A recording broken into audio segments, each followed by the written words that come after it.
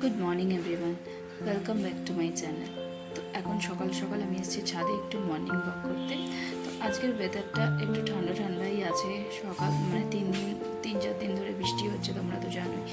তো বৃষ্টির জন্য ওয়েদারটা ঠান্ডাই। এখন বাজে সকাল 6টা। তো ভাবলাম ছাদে যাই, একটু মর্নিং ওয়াক করছিলাম ছাদে।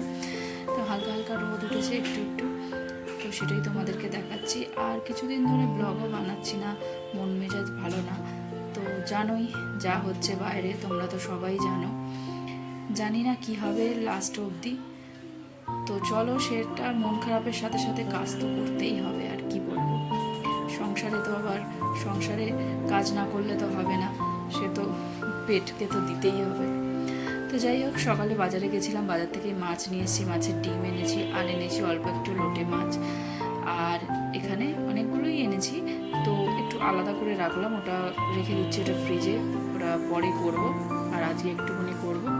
তো এই মাছগুলোকে ভালো করে নুন হলুদ দিয়ে ভালো করে মাখিয়ে নিচ্ছি, মাছটা ভেজে নেব, মাছের ঝোল করব।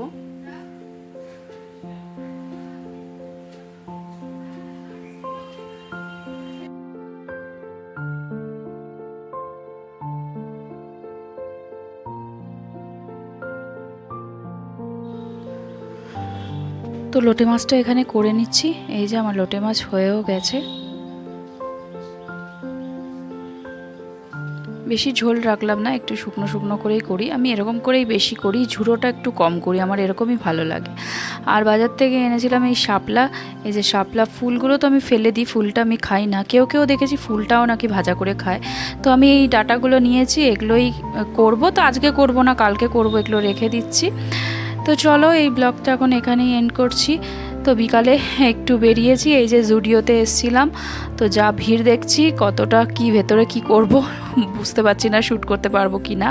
তো চলো, আবার দেখা হচ্ছে তোমাদের সাথে নেক্সট ব্লগে। টাটা।